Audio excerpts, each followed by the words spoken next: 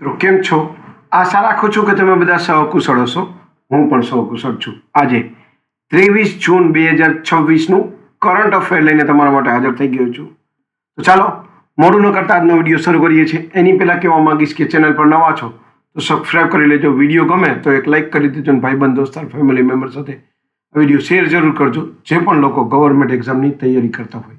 કારણ કે દરરોજ લોંગ વિડીયોમાં કરંટ અફેર્સ અને શોર્ટ વિડીયોમાં જનરલ નોલેજ લઈ અને આવતો રહું છું અને તમને અપડેટ કરતો રહું છું.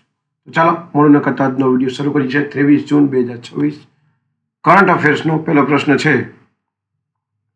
ભારતના પુનઃ સોલિસિટર જનરલ તરીકે કોની નિમણૂક કરવામાં આવી છે? સાચો જવાબ છે તુષાર મહેતાની.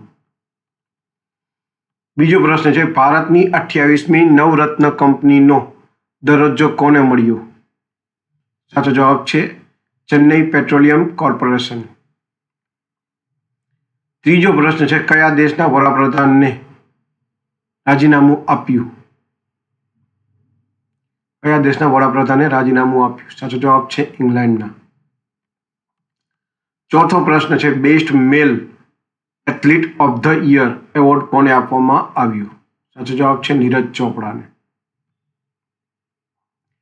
પાંચમો પ્રશ્ન છે. 200 T20 આંતરરાષ્ટ્રીય મેચ રમનાર પ્રથમ ક્રિકેટર કોણ બની? સાચો જવાબ છે હરમનપ્રીત કૌર. છઠ્ઠો પ્રશ્ન છે. આંતરરાષ્ટ્રીય ઓલિમ્પિક દિવસ ક્યારે ઉજવવામાં આવે છે? સાચો જવાબ છે 23 જૂનના દિવસે.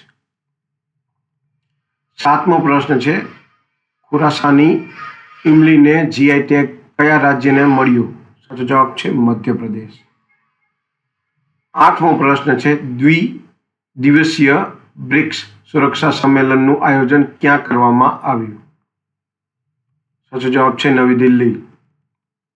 નવમો પ્રશ્ન છે. FIH મહિલા નેશન્સ કપ એટલે કે FIH વુમન્સ નેશન કપ્સનો ખિતાબ કોણે જીત્યો?